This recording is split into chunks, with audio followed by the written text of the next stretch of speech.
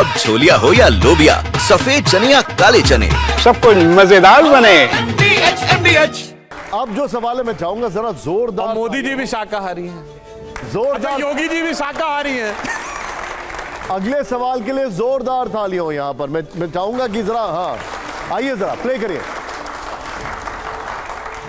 सबसे प्राचीन भाषा क्या है? एक लाइन में सर जवाब। संस्कृत, तमिल, कन्नड़ या? वैसे सवाल आपने क्यों पूछा है? ये जो आर्टिफिशियल इंटेलिजेंस है ना भाषाओं को लड़ाने के लिए, उसका युग खत्म होने वाला है।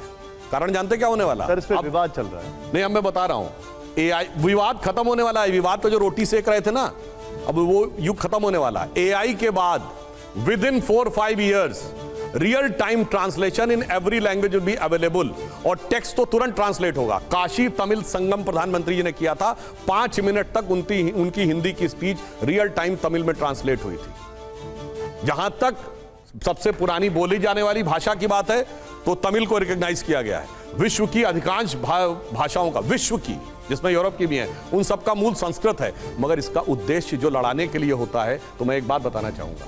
तमिल संस्कृति का सबसे बड़ा ग्रंथ है थिरुकुरल। आप में से कितने लोगों ने नाम सुना है? आपने सुना है। उसके 3 पार्ट हैं और 1330 पद हैं, और वो जो 3 पार्ट हैं उनके नाम जानते हैं क्या है? अरम, परुल और काम।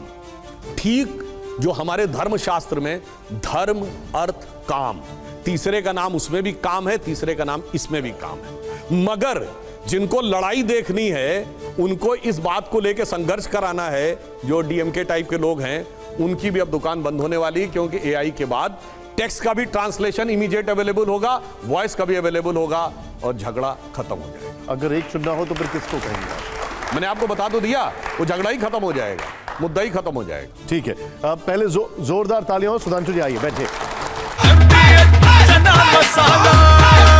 अब छोलिया हो या लोबिया, सफेद चने या काले चने, सब कुछ मजेदार बने।